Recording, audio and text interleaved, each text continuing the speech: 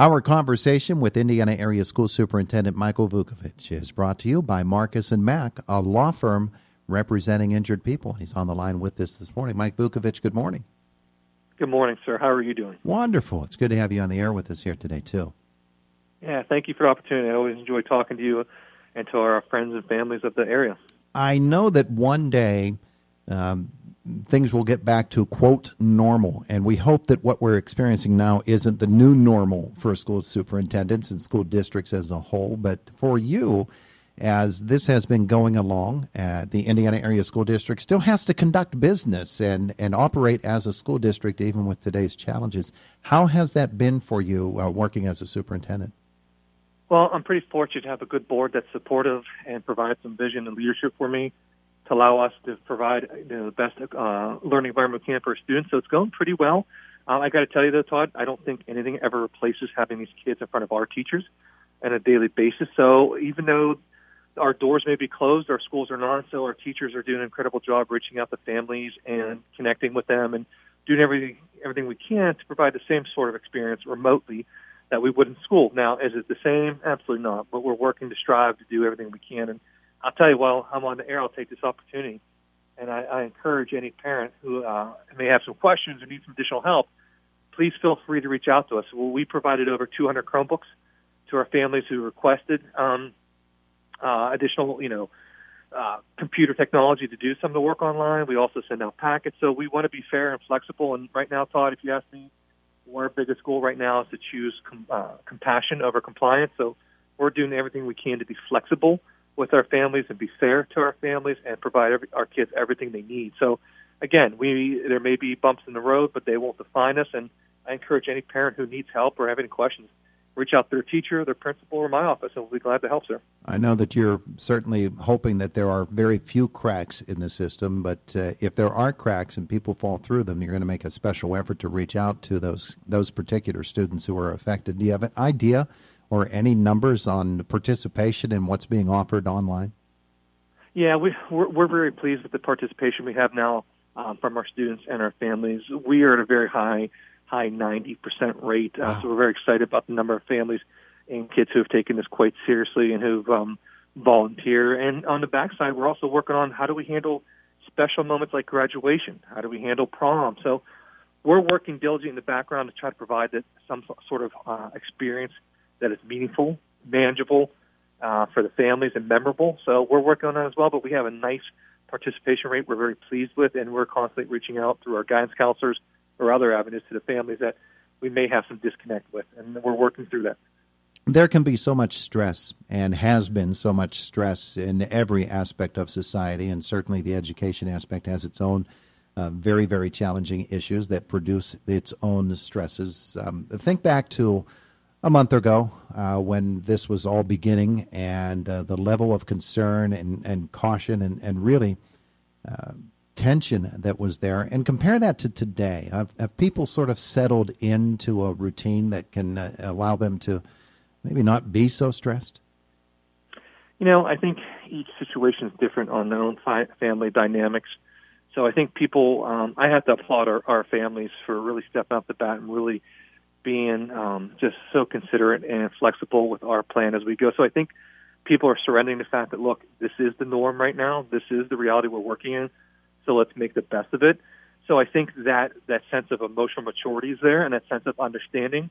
But I also would think that, boy, as a parent myself, I couldn't wait to get my kid back into school when it's healthy and it's safe and it's clean, because I think that personal relationship between a teacher and a student is so impactful and it matters. So I think, our families are doing an incredible job handling the day-to-day as well as our teachers. And it's just a different norm, but stress is important. The one thing we sent out a letter to families was, look, if this isn't going well, if you have a problem, stop what you're doing, call us, we'll work through this, and we'll give you some additional flexibility. Because again, Todd, I know it sounds redundant, but our theme has been, let's choose compassion over compliance. Because, for example, even more of the well-to-do families, they may be working remotely, but only have one computer.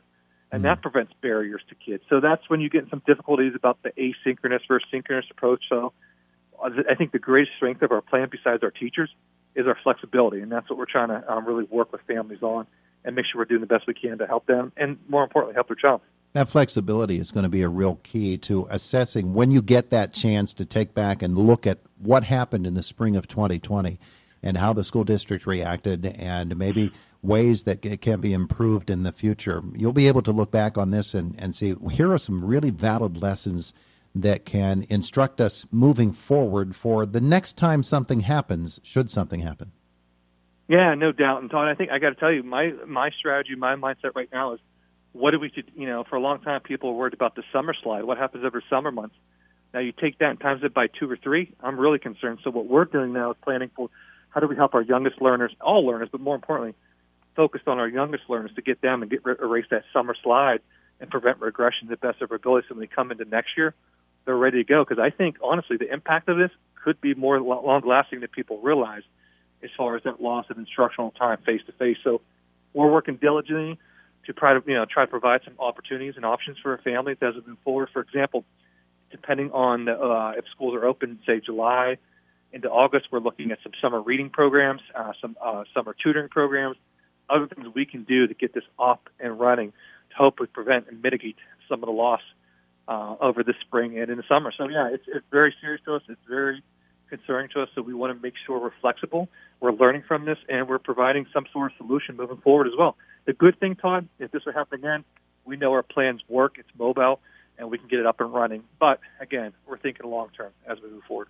Yeah. In the short term, of course, there are the practical applications, and you mentioned graduation, the end of the school year, and all of those things. I'm sure those things are very, very fluid because we just don't know exactly what's going to happen in terms of the school year.